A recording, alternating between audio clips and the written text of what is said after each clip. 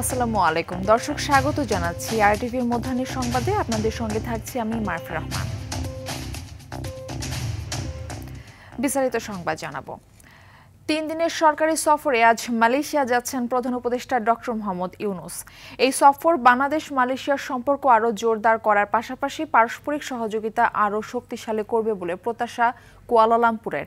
রোববার দেশটির পররাষ্ট্র মন্ত্রণালয়ের এক বিবৃতিতে এই আশাবাদ ব্যক্ত করা হয়। মালয়েশিয়ার প্রধানমন্ত্রী আনোয়ার ইব্রাহিমের বাংলাদেশ সফরের ফিরতি সফর হিসেবে মালয়েশিয়া যাচ্ছেন প্রধান উপদেষ্টা। 12 আগস্ট দুদেশের সরকার প্রধানের মধ্যে বৈঠক অনুষ্ঠিত হবে।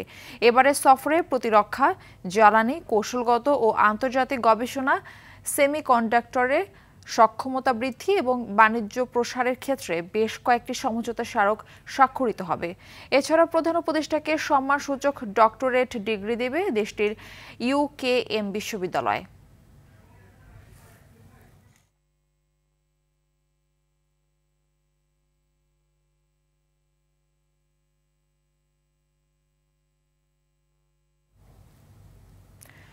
প্রধান উপদেষ্টা ডক্টর মোহাম্মদ ইউনূস সফরে অভিবাসন ও বিনিয়োগ ইস্যু গুরুত্ব পাবে। এছাড়া দুদেশের মধ্যে প্রতিরক্ষা, জ্বালানি সহ বিভিন্ন ক্ষেত্রে সহযোগিতার 5টি সমঝোতা স্মারক সই হতে পারে।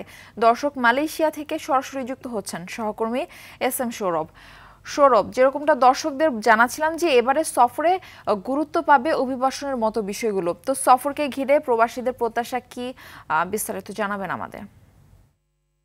মারুফি, আপনি জানেন যে প্রধান উপদেষ্টার এই সফরে প্রধান উপদেষ্টার পাশাপাশি সরকারের প্রভাবশালী বেশ কয়েকজন উপদেষ্টা আসছেন। এছাড়া সরকারের উচ্চ পর্যায়ের একটি প্রতিনিধি দলও কিন্তু আসছেন। স্বাভাবিকভাবে এই সফরে মালয়েশিয়া থাকা প্রবাসীদের যেমন উচ্ছ্বাস কাজ করছে, তেমনি প্রবাসীদের কিছু প্রত্যাশা রয়েছে। বিশেষ করে গত কলিং এ যারা এসেছিলেন প্রত্যাশা অনুযায়ী কাজ না পেয়ে অসংখ্য বাংলাদেশিরা কিন্তু এখানে অবৈধ অভিবাসী হিসাবে বসবাস করছেন। এই সকল অবৈধ অভিবাসীদেরকে যেন এই সফরের মধ্য দিয়ে প্রধান উপদেষ্টা বৈধতার ব্যাপারে দেশটির প্রধানমন্ত্রীর সাথে কথা বলেন। এছাড়া আপনারা জানেন যে মালয়েশিয়াতে শ্রমিক নিয়োগে বরাবরই কিন্তু আসলে নানা বিতর্কের জন্ম দেয়। বিশেষ করে সরকার নির্ধারিত যে ফি রয়েছে, সেই ফির কয়েক গুণ বেশি ফি দিয়ে কিন্তু এখানে আসতে হয়। ফলস্বরূপ এখানে আসার পর অনেকেই কিন্তু আসলে প্রত্যাশা অনুযায়ী কাজ পান না। প্রবাসীদের দাবি এই সফরের মধ্যে দিয়ে এবারকার শ্রমবাজার যেন সবার জন্য উন্মুক্ত হয় এবং সরকার যে নির্ধারিত ফি আছে সেই নির্ধারিত ফি দিয়ে যেন আসতে পারে, এই বিষয়টা যেন সরকার নিশ্চিত করেন। এছাড়া আপনি জানেন যে মালয়েশিয়া থেকে বাংলাদেশ যাওয়ার যে বিমান টিকিট, এটা কিন্তু আসলে বেশ মানে একেবারে অসহনীয় পর্যায়ে উঠে যায়। বিশেষ করে মালয়েশিয়া থেকে বাংলাদেশে যেতে গেলে যদি 15,000 টাকা বিমান ভাড়া টিকিট লাগে, কিন্তু বাংলাদেশ থেকে মালয়েশিয়া আসতে গেলে দেখা যাচ্ছে যে প্রায় 50,000 টাকার টিকিট পড়ে যায়। প্রবাসীরা দাবি জানাচ্ছেন দেশের এই এই সময় প্রধান উপদেষ্টার এই সফরের মাধ্যমে যেন প্রবাসীরা তাদের ন্যায্য মূল্যে বিমানের টিকিট পান। এছাড়া মালয়েশিয়ার জেলখানায় থাকা যে সকল বাংলাদেশিরা রয়েছেন তাদেরকে যেন সরকারি খরচে দ্রুত সময়ে দেশে প্রেরণ করা হয়। এমনকি এখানে জানেন যে বাংলাদেশিরা মারা গেলে বিশেষ করে অনেকের এখানকার চাঁদা তুলে আসলে তাদেরকে দেশে পাঠানো হয় এই লাশগুলা। তো প্রবাসীরা দাবি জানাচ্ছেন যে সরকারি খরচে যেন দ্রুত সময়ের মধ্যে প্রবাসীদের এই লাশ যেন দেশে পাঠানো হয় এবং এখানে যারা রয়েছেন তারা যেন জাতীয় নির্বাচনে ভোট প্রদান করতে পারেন। প্রবাসীরা এরকম দাবি জানাচ্ছিলেন। আপনাদেরকে আরেকটু বলে রাখি, প্রবাসীর এই দাবির পাশাপাশি উপদেষ্টার এই সফরে আগামীকাল মঙ্গলবার প্রধান উপদেষ্টা এবং দেশটির প্রধানমন্ত্রীর কার্যালয়ে যে বৈঠকের কথা রয়েছে, বিশেষ করে আপনি যেটা বলছিলেন জ্বালানি এবং প্রতিরক্ষা খাত সহ 5টি MOU স্বাক্ষরিত হবে। এরপরে দুই সরকার প্রধানের উপস্থিতিতেই আরো কিছু নোট বিনিময় হবে। সৌরভ, আপনাকে অসংখ্য ধন্যবাদ আমাদের সঙ্গে যুক্ত হবার জন্য। জুলাই গণ অভ্যুত্থানে 5 আগস্ট রাজধানীর চারখানপুলে শিক্ষার্থী আনাস সহ 6 জনকে হত্যার অভিযোগে ডিএমপির সাবেক কমিশনার হাবিবুর রহমান সহ 8 বরখাস্ত পুলিশের বিরুদ্ধে স্বাক্ষর গ্রহণ আজ। বিচারপতি মোহাম্মদ গোলাম মর্তুজা মজুমদারের নেতৃত্বাধীন 3 সদস্যের আন্তর্জাতিক অপরাধ ট্রাইব্যুনাল 1-এ প্রথমে প্রসিকিউশনের সূচনা বক্তব্য, তারপর শুরু হবে এই মামলার প্রথম সাক্ষ্য গ্রহণ। এর আগে সকালে মামলায় গ্রেপ্তার 4 আসামি শাহবাগ থানার বরখাস্ত সাবেক ওসি আরশাদ হোসেন, কনস্টেবল মোহাম্মদ সুজন, ইমাজ হোসেন ইমন ও নাসিরুল ইসলামকে ট্রাইব্যুনালে আনা হয়। শেখ হাসিনার মামলার পর এটি জুলাই গণ অভ্যুত্থানের দ্বিতীয় কোনো মামলায় সাক্ষ্য গ্রহণ। গত 14 জুলাই 8 আসামির অব্যাহতির আবেদন নাকচ করে এই অভিযোগ গঠন করে ট্রাইব্যুনাল।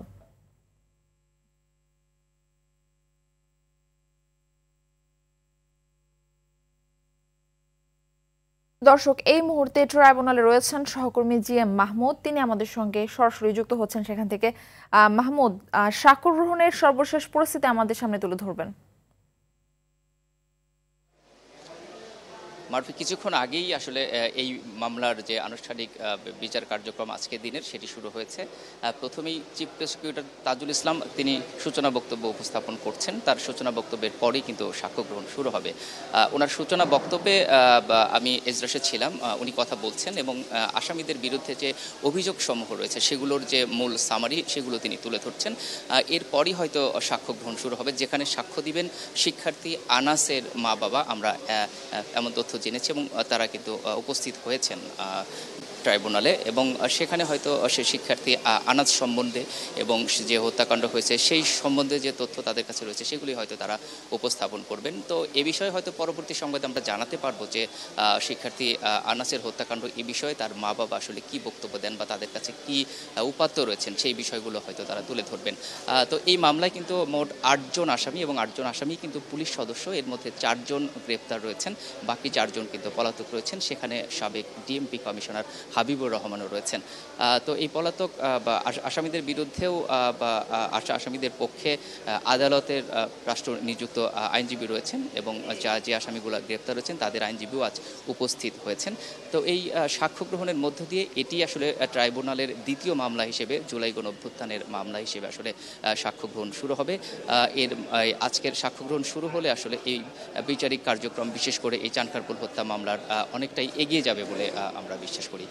তো এই যে সাক্ষ্য গ্রহণ শুরু হচ্ছে, এর পরবর্তী সংবাদে আমরা বিস্তারিত তুলে ধরতে পারবো যে কি নতুন তথ্য উঠে আসছে এবং আসলে কি চাঞ্চল্যকর তথ্য বেরোচ্ছে। তো আপাতত এই ছিল আমার কাছে আন্তর্জাতিক অপরাধ ট্রাইব্যুনাল থেকে সর্বশেষ তথ্য। মারফি। মাহমুদ, আপনাকে ধন্যবাদ। বরিশাল শের-ই-বাংলা মেডিকেল কলেজ হাসপাতালের সকল সমস্যার সমাধানের লক্ষ্য ইতোমধ্যেই কার্যকরী পদক্ষেপ হাতে নিয়েছে হাসপাতাল কর্তৃপক্ষ। সকালে সংবাদ সম্মেলনে এমনটি জানিয়েছেন হাসপাতালের পরিচালক brigadier general doctor AKM Mashiul Munir. এদিকে গেল দিনের মতোই অবস্থান কর্মসূচি করছে জনতা। ফলে বরিশাল ব্লকেডের কর্মসূচির আওতায় বরিশাল নথুল্লাবাদ বাস স্ট্যান্ডের সকল রুটের বাস বন্ধ আছে।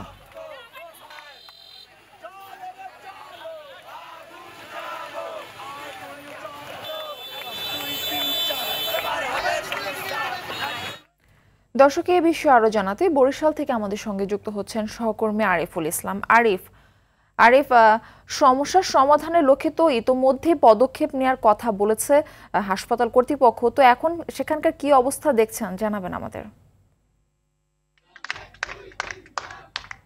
যে আসলে মারফত প্রথমে একটু আপনাকে জানিয়ে রাখি, সকাল 11টায় কিন্তু বরিশাল শের-ই-বাংলা মেডিকেল হাসপাতালের যে পরিচালক রয়েছেন তিনি একটি সংবাদ সম্মেলন করেছেন এবং সেখানে 20টি প্রস্তাবনা ইতিমধ্যে তুলে ধরেছেন। তিনি বলছেন যেগুলো খুব অল্প পরিসরে প্রস্তাবনা রয়েছে সংস্কার করা যায় সেগুলো 1 মাসের মধ্যে সংস্কার করবে, আর যেগুলো বড় পরিসরে সংস্কার করতে হবে সেগুলো আগামী 3 মাসের মধ্যে তারা সংস্কার করবে, এমনকি আসলে জানিয়ে বরিশাল শের-ই-বাংলা মেডিকেল হাসপাতালের যিনি একটি সংবাদ সম্মেলনে কিছুক্ষণ আগে জানিয়েছেন। তবে এখন সদ্য যে সংবাদটি সেটি হচ্ছে আমরা এখন রয়েছি বরিশাল নথুল্লাবাদ বাস স্ট্যান্ডে। এখানে কিন্তু বরিশাল বিভাগের যে গেটওয়ে, এর আগেও বলেছিলাম, এখানে এই যে আজকে 16তম দিনের মতো আন্দোলন কর্মসূচি শিক্ষা স্বাস্থ্য ব্যবস্থা সংস্কার দাবিতে, তবে পঞ্চম দিনের মতো কিন্তু ব্লকেট কর্মসূচি চলছে এবং সেই কর্মসূচির আওতায় কিন্তু ইতিমধ্যেই এখানে ছাত্র জনতা যারা আছে তারা কিন্তু উপস্থিত হয়েছে এবং এই বরিশাল নথুল্লাবাদ ইতিমধ্যেই আটকানো হয়ে গেছে। তারা পালন করে এবং চলবে সন্ধ্যা 6টা পর্যন্ত। তারা গতকালকে 24 ঘন্টার আলটিমেটাম দিয়েছিল যে তিনটি দফা যদি স্বাস্থ্য উপদেষ্টা এবং স্বাস্থ্য সচিব খুব দ্রুত সময়ের মধ্যে মেনে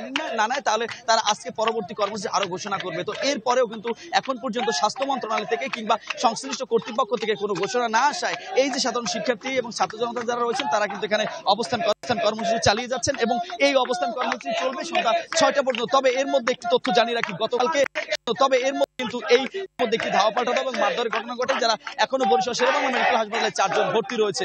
সবশেষ অবস্থা আন্দোলন চলছে, প্রশাসন চারদিকে সতর্ক অবস্থানে রয়েছে, তবে সংশ্লিষ্ট কর্তৃপক্ষ এখন পর্যন্ত শিক্ষার্থীদের সাথে যোগাযোগ করেনি। কি অবস্থা হবে সেটি এখন পর্যন্ত বোঝা যাচ্ছে না। এতটুকু ছিল বরিশাল থেকে এখন পর্যন্ত আমার কাছে। আরিফ, আপনাকে ধন্যবাদ।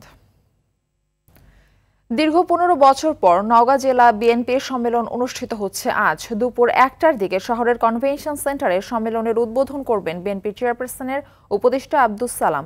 অনুষ্ঠানে জেলা বিএনপির ভারপ্রাপ্ত আহ্বায়ক রেজাউল ইসলাম রেজুর সভাপতিত্বে ভার্চুয়ালি যুক্ত হয়ে প্রধান অতিথির বক্তব্য দিবেন দলের ভারপ্রাপ্ত চেয়ারম্যান তারেক রহমান।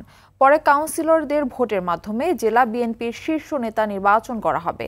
এই সম্মেলনে সভাপতি পদে 8 জন, সাধারণ সম্পাদক পদে 4 জন ও সাংগঠনিক সম্পাদক পদে 9 জন প্রতিদ্বন্দ্বিতা করছেন। সম্মেলন ঘিরে ব্যাপক উৎসাহ উদ্দীপনা দেখা গিয়েছে জেলার নেতাকর্মীদের মাঝে।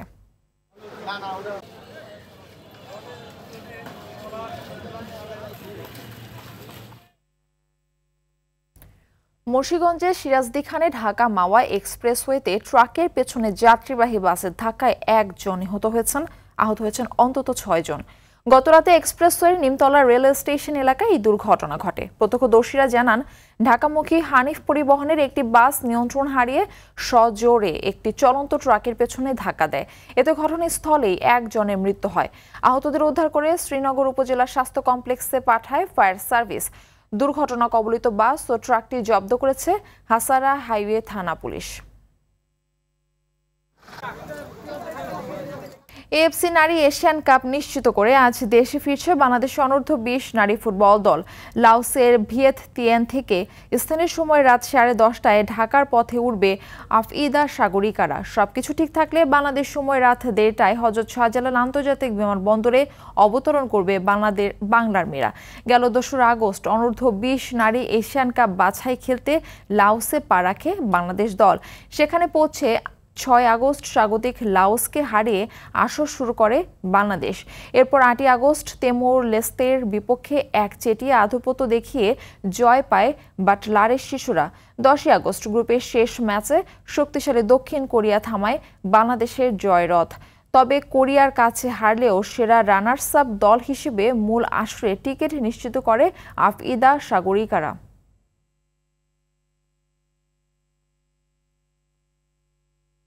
মধ্যাহ্নের সংবাদ এ পর্যন্তই। দুপুরের সংবাদ 2:45টায় দেখার আমন্ত্রণ রইল। ধন্যবাদ সবাইকে।